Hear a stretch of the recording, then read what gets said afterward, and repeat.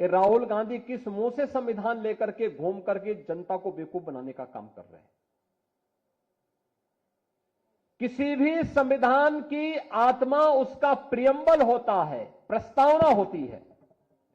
और याद रखना, बाबा साहब भीमराव अंबेडकर ने 26 नवंबर 1949 को जो संविधान का ड्राफ्ट तैयार किया था, जो संविधान भारत की संविधान सभा को सौंपा था, उस संविधान सभा में प्रस्तावना में 2 शब्द नहीं थे, सेकुलर शब्द भी नहीं था और सोशलिस्ट शब्द भी नहीं था। कांग्रेस ने अपने हित के, अपने स्वार्थ के लिए,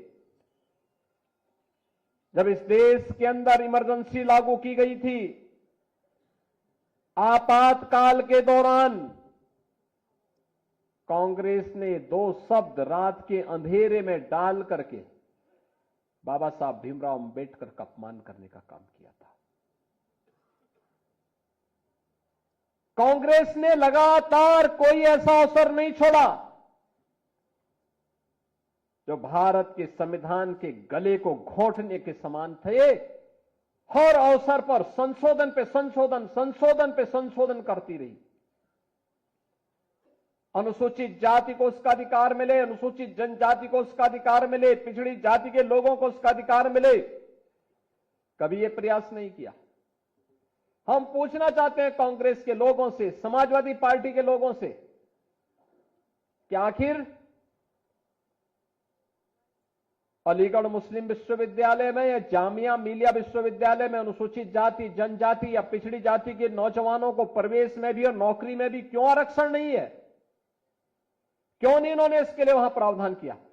जो भारत के पैसे से चलने वाला हो, और उस संस्थान में अनुसूचित जाति, जनजाति और पिछड़ी जाति के नौजवानों के लिए भी प्रवेश में भी और नौकरी में भी आरक्षण की व्यवस्था होनी चाहिए। लेकिन वहां पर नहीं, वहां पर नहीं बोलते ये लोग, मौन हो जाते हैं। और यही कारण था, बाबा साहब भीमराव अंबेडकर ने जब पहली संयुक्त सरकार बनी थी, और संयुक्त सरकार बनने के बाद जब उसके उपरांत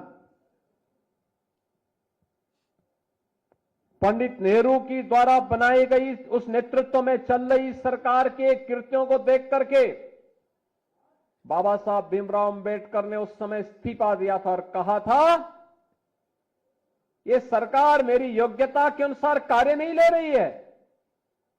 मैं पहला भारतीय हूं जिसने अर्थशास्त्र में पीएचडी की है, शोध किया है, भारत के निर्माण में योगदान देना चाहता हूं, लेकिन मेरी कोई उपयोगिता नहीं करते।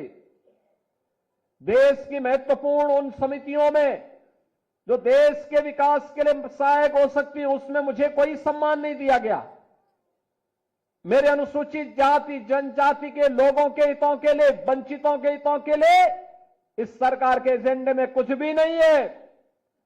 यह तो केवल और केवल इस सरकार को विभाजन के बाद भी केवल मुस्लिम तुष्टीकरण की चिंता है, इसलिए मैं अपने पद से इस्तीफा दे रहा हूं, यह कहते हुए इन्होंने इस्तीफा दे दिया था। और कांग्रेस की हर कृत्य वही है आज भी, तनिक भी उसमें कुछ बदला नहीं है।